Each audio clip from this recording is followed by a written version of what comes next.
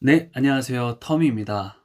오늘의 괴담 콜라디오, 일본의 요괴 괴담, 사라진 북코쿠 산손.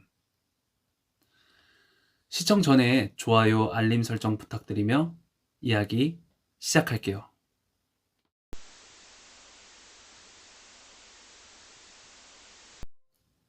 이 이야기는 옛날 이야기인데요.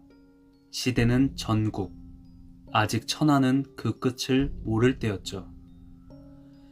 카나가와 산중에는 숙고이들이 모여 사는 작은 마을이 있었어요.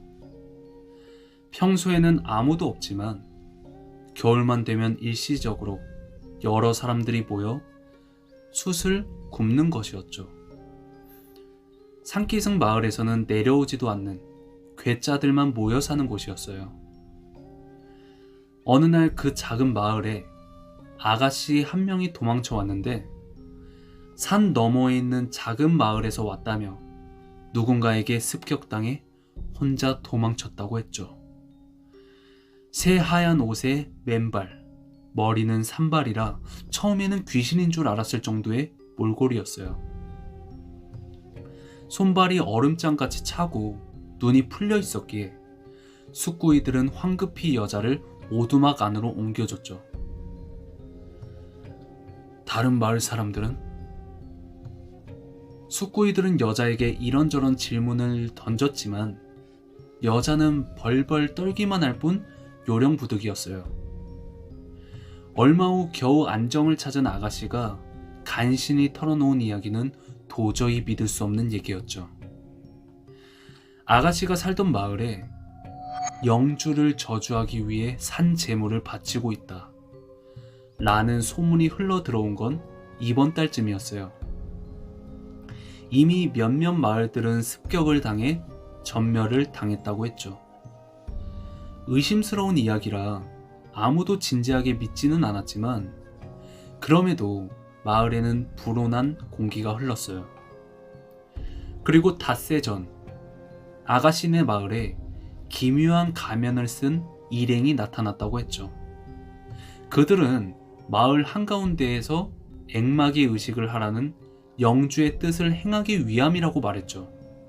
영주의 편지를 가져온 일행의 대장 같은 사람은 촌장에게도 경계를 풀기 위해서인지 무언가를 건넸어요. 무얼 건네줬는지는 아가씨도 보지 못했지만 그때를 기점으로 촌장의 태도가 우호적으로 변했다고 해요. 마을에서는 돈이라도 받았나 보지? 이런 소문이 파다했고요. 그날 밤 마을 사람들은 정체를 알 수 없는 꿈을 꾸었고 마을 전체가 소란스러웠죠. 형용할 수 없는 질척질척한 무언가가 마을을 삼키는 꿈이었어요. 그것이 마을 사람들까지 하나도 남김없이 먹어치우는 꿈. 그런 꿈을 꾼 게 한둘이 아니었죠. 마을 사람 거의 대부분이 그 꿈을 꾸었던 거죠. 이건 분명 가면을 쓴 사람들이 하고 있는 기묘한 의식과 관련된 것이라 여겨 촌장은 마을 바깥쪽에 머무르고 있던 가면 쓴 사람들을 찾아가기로 했지만 그때는 이미 이변은 시작됐죠. 앞에서 걸어가던 촌장과 몇몇 젊은이가 갑자기 마을 사람들 눈앞에서 사라진 거예요. 새까만 안개 같은 것이 무언가를 소리내며 먹고 있었죠. 곧 이어 관솔불에 비친 것은 굴러들어온 촌장의 목이었어요. 어안이 벙벙하던 마을 사람들은 곧 공황 상태에 빠졌고 그 후의 일은 떠올리고 싶지도 않다면서 아가씨는 말을 멈췄어요. 산속으로 도망친 아가씨는 등 뒤에 마을에서 들려오는 비명과 절규 속에서 귀를 막고 산속을 이리저리 헤맸다고 했죠. 눈을 먹고 늪에 물을 마시며 기어이 숙구이 마을까지 왔다는 것이었어요. 이 이야기가 사실이라면 큰일인 거죠. 아무리 보아도 아가씨가 거짓말을 하는 것 같진 않았거든요. 산길이 눈에 파묻히기 전에 산기슭 마을에 전해야만 한다. 숙고이들은 아가씨를 짊어매고 산을 내려왔어요. 촌장은 괴짜였지만 성실한 숙고이들의 말을 믿어주었죠. 이상한 사람들이 오면 마을에 들여보내서는 절대 안 됩니다. 영주님한테 보고도 꼭 하시고요. 숙고이들은 신신당부한 후 아가씨를 맡기고 마을로 돌아갔어요. 적어도 이상한 의식을 치르지 않는다면 마을은 괜찮아질 거라고 믿으면서요. 다음 날 겨우 자기네 마을로 돌아온 숙고이들은 경악했죠. 그 이유는 가면을 쓴 수상한 자들이 서 있었기 때문이었어요. 도망치려고 해도 지친 그들에게는 그럴 힘조차 없었죠. 그대로 잡혀 바라만 볼 뿐. 마을은 구했어. 너희들한테 속을 까보냐? 숙구이 중 가장 나이 많은 남자는 그렇게 말하며 웃어 제꼈어요. 그 순간 가면을 쓴 사람들의 대장인 듯한 사람의 안색이 바뀌었죠. 니놈들 누구를 마을에 데려다 준 거냐? 숙구이들은 그 박력에 놀랐지만 허세를 부리며 대답했어요. 네 놈들이 덮친 마을에서 도망친 아가씨를 데려다 줬다. 이 어리석은 놈!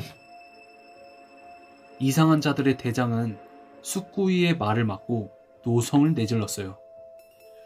니놈들이 이끌어다 준 것은 사람의 탈을 쓴 귀신이다. 숙구이들은 어안이 벙벙했죠.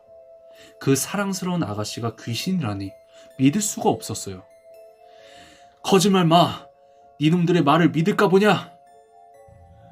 니놈들 이런 겨울산에서 평범한 아가씨가 어찌 혼자 살아나올 수 있으리라 생각하느냐? 그 말을 듣자 숙구이들도 당황하기 시작했죠. 그 아가씨는 당연히 이미 죽은 몸이었다. 눈은 보았느냐? 몸은 생기가 있더냐? 숙구이들은 동요하기 시작했어요. 듣고 보니 이상한 점들이 있었던 거죠. 가면을 쓴 사람들의 대장은 계속 말했어요.